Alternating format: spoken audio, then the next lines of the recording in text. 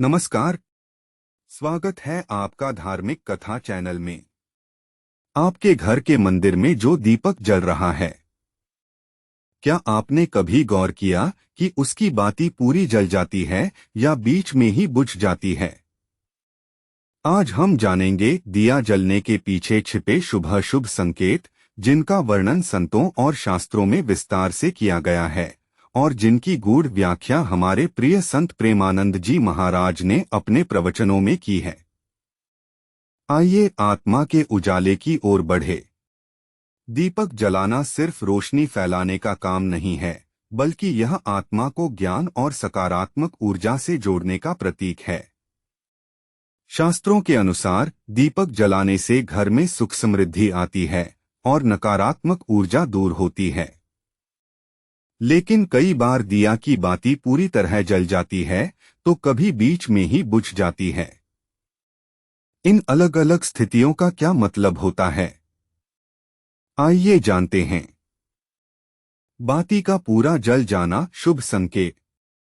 अगर दिया की बाती पूरी तरह से जलकर राख हो जाती है तो इसे बहुत शुभ माना जाता है। यह संकेत देता है कि मनोकामना पूर्ण होगी, आपकी इच्छाएं जल्द पूरी हो सकती हैं। घर में सुख शांति, देवी देवताओं की कृपा बनी रहेगी। धन लाभ, आर्थिक स्थिति में सुधार हो सकता है। नकारात्मकता दूर होना, बुरी शक्तियों का प्रभाव कम होता है।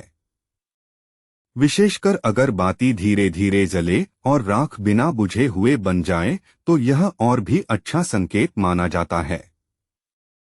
बाती का बीच में बुझ जाना अशुभ संकेत।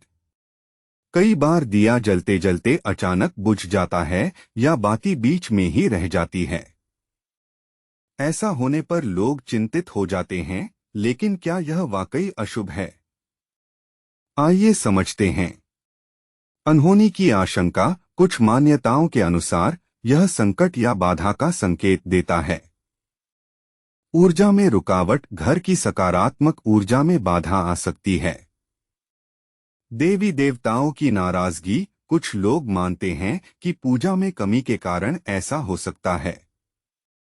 लेकिन ध्यान रखें, कई बार यह सिर्फ हवा या तेल की कमी के कारण भी हो सकता है, इसलिए घबराने की जरूरत नहीं।